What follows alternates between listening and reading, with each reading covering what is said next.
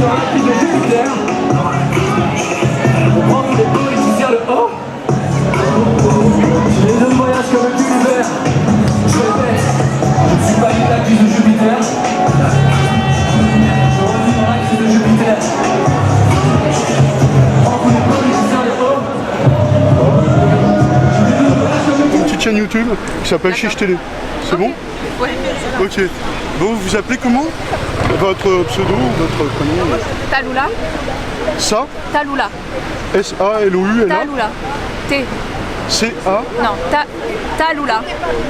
Taloula. Comment vous l'écrivez? T-A-2-L-U-L-A-H. Ah bon, d'accord. Bah, fallait le savoir quand même. Et vous? Christina. Christina, ok.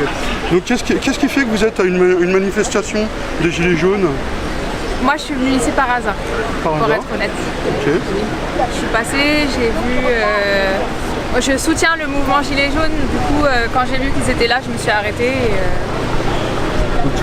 Et vous? voir, Aussi, par hasard. Ah, vous étiez ensemble? Eh ben non, même pas. on s'est rencontrés en attendant... Ok. Et vous rencontrez des problèmes, des difficultés journalières, quotidiennes?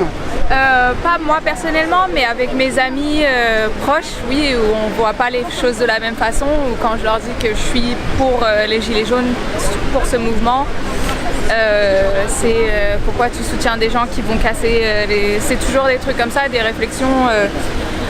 Après moi c'est plus parce que j'habite à l'étranger, donc justement j'habite aux États-Unis, donc j'ai pas envie justement de voir la France devenir comme les États-Unis, puisque c'est n'importe quoi.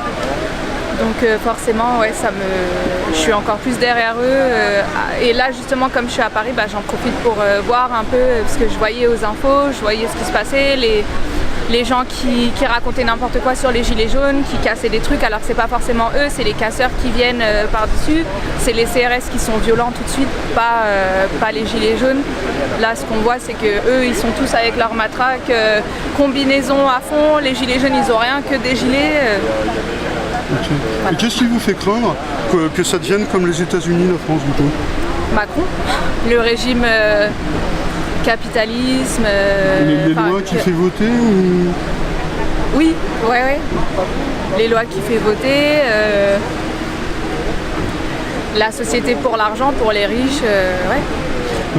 Je sais qu'en Californie, ils ont un référendum d'initiative populaire aux citoyens.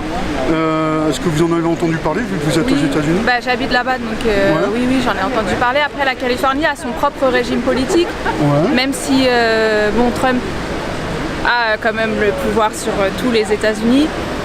La Californie a son propre... c'est un peu en dehors du reste des États-Unis. Donc après, niveau politique, eux, ils sont vraiment dans un autre état d'esprit. Comment ça se passe, leur référendum, du coup? C'est un peu comme en Suisse ou...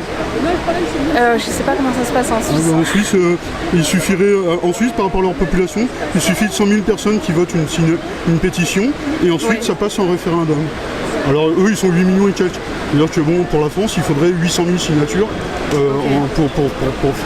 faire passer un référendum ou supprimer une loi ou... Je sais pas si c'est comme ça.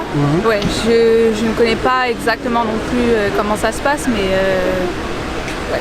Ok, je vous remercie. Et vous alors du coup, vous êtes pour le RIC, le référendum d'initiative citoyenne ou... Ouais. Vous n'êtes pas trop informé là-dessus, quoi? Non, c'est-à-dire que je prends avec recul un peu ce qui se passe, mais tout en étant connectée quand même. Et quand par exemple je vois des rassemblements comme ça, bah, je suis présente, je vois ce qui se passe telle la réalité, quoi. Donc en fait moi je m'arrête à ce que je vois là. Pour ma part, ce qui me choque en fait, c'est plutôt tous ces bonhommes là qui sont armés de manière assez dense, quoi. J'ai vu des armes, ils sont vraiment très armés et il y a une vue panoramique de CRS, quoi. Donc là, je me dis, il y a peut-être un problème dans notre politique et ça pose des questions. Après, oui, peut-être que dans le futur, je vais peut-être la vision que j'ai là maintenant de la réalité va m'amener à plus savoir qu'est-ce qui se passe d'un point de vue politique. Vous trouvez que les médias, ils informent bien ou... Non. Je pense qu'il y a une question d'aggravation dans la transmission des informations. Manipulation. Une manipulation, ouais. C'est totalement subjectif et... Il y a les choses qu'ils disent et les choses qu'ils disent pas, quoi. Et il y a des choses qui montrent exprès et des choses qui aussi qui transforment, bien évidemment.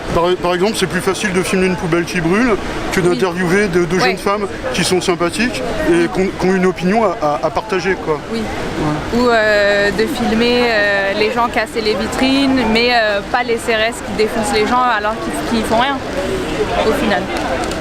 Ok, bah écoutez, je vous remercie beaucoup pour cette interview. Puis je vous dis à bientôt, quoi. Merci à vous.